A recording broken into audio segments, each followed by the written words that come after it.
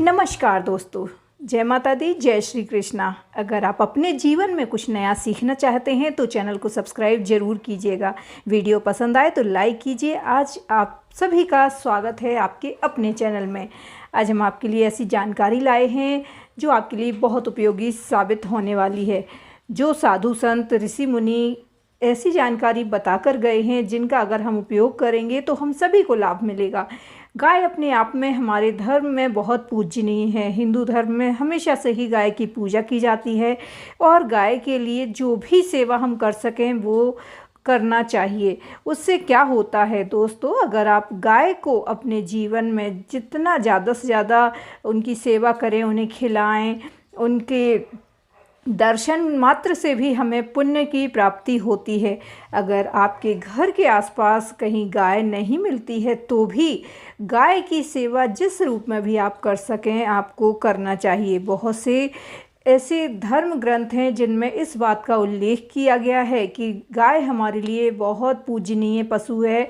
और साथ ही साथ साइंटिफिक दृष्टि से भी देखें तो गाय के आसपास अगर हम जाते हैं तो किसी भी तरह का संक्रमण अगर आपको है, सर्दी जुकाम जैसी चीज़ें तो यूं ही ठीक हो जाती हैं।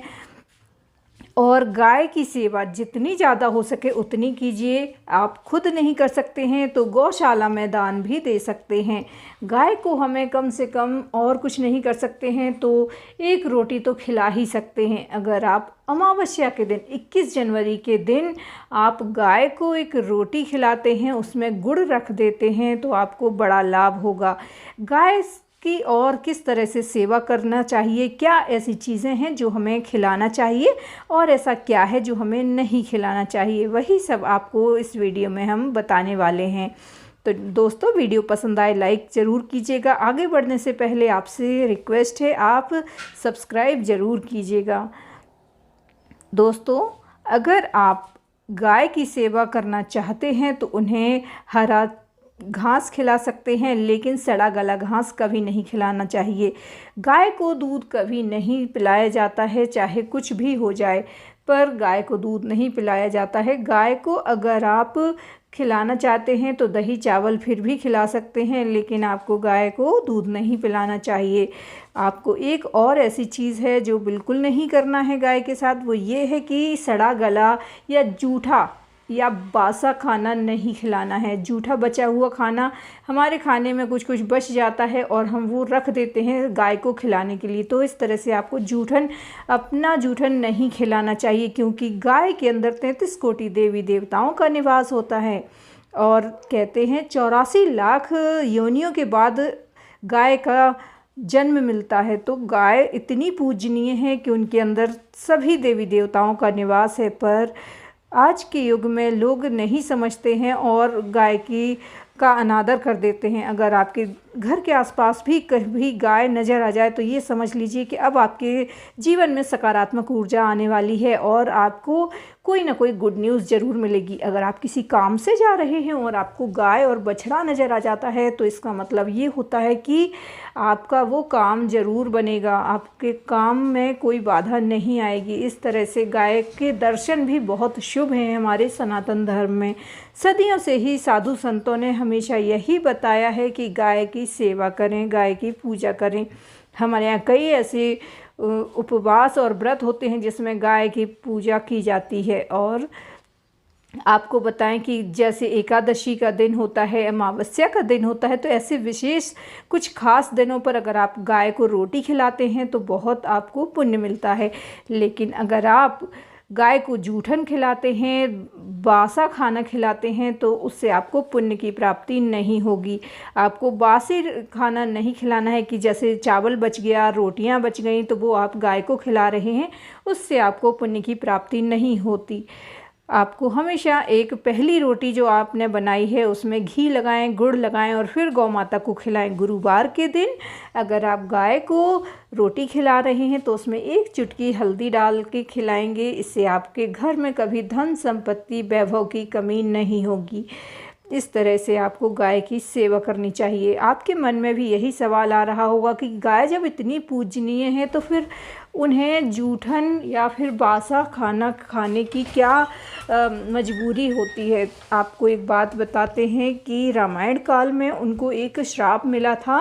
जब माता सीता राजा दशरथ का पिंड दान कर रही थी तो उन्होंने साक्षी बनाया था गाय को, केतकी के फूल को, बट वृक्ष को, और इस तरह से उन्होंने कुछ लोगों को अपना साक्षी बनाकर दशरथ के पिंडदान कर दिए। परंतु जब राम आए और उन्होंने पूछा कि बिना सामग्री के आपने पिंडदान कैसे किया, तो उन्होंने कहा कि पूछ लो, ये मेरे साक्षी हैं, मैंने राजा दशरथ का, अपने ससुर का पिंडदान कर दिया है, क्योंकि समय व्यतीत होता जा रहा था।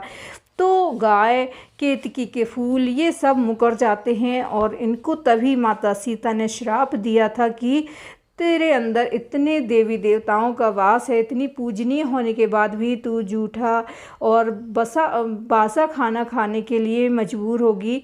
इस तरह से कलयुग में गौ माता को ये सब बासा खाना, जूठन, ये सब खाना पड़ता है। सड़ा गला खाना आप ना खिलाएं। अगर आप घास भी खिलाते हैं तो सड़ी गली ना खिलाएं।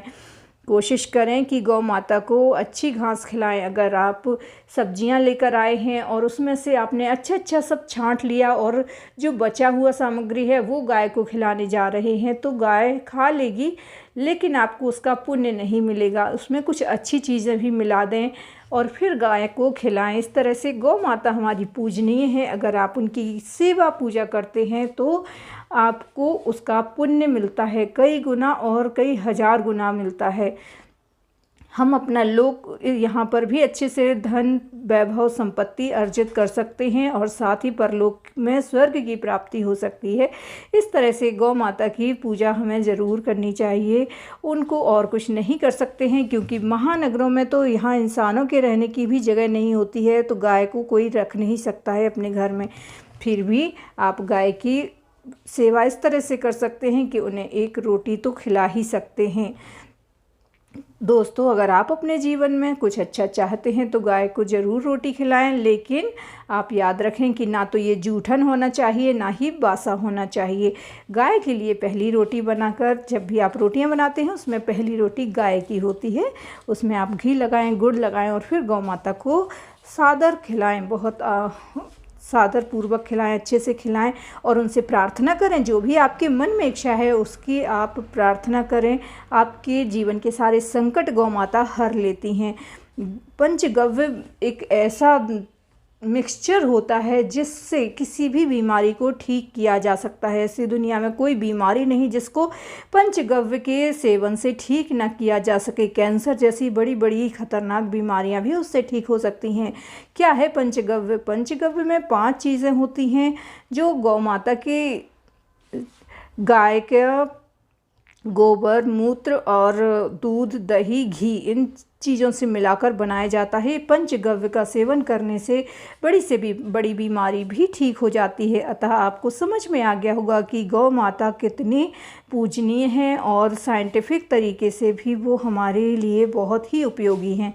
जब तक गाय दूध देती है लोग उसे अच्छे से रखते हैं, और जैसे ही वो दूध देना बंद कर देती है लोग उन्हें छोड़ देते हैं या तो फिर स्लॉटर हाउस में भेज दिया जाता है। इस तरह से हमें नहीं करना चाहिए। हमारे धर्म में गौ माता हमेशा से पूजनीय रही हैं। हमसे और कुछ ना हो तो जितना हो सके उनकी सेवा पूजा करना चाहिए। उम्मीद है दोस्तों आपको भी समझ में आया होगा। तो जो लोग गाय को स्लॉटर हाउस में या तो फिर आवारा छोड़ देते हैं उन्हें समझना चाहिए इस चीज़ को। उम्मीद है आज का वीडियो आपको अच्छा लगा होगा। जानकारी पसंद आई है तो लाइक करें, शेयर करें, चैनल को ज़्यादा से ज़्यादा सभी सब्सक्राइब करें। हमें बहुत अच्छा लगता है जब आप चैनल को सब्सक्राइब करते हैं और कमेंट करते हैं, वो भी बहुत सकारात्मक। मिलते हैं अपने अगले वीडियो में, तब तक के लिए जय माता दी, जय श्री कृष्णा। अपना ख्याल रखिए दोस्तों। जय गौ माता की ज़रूर लिखें।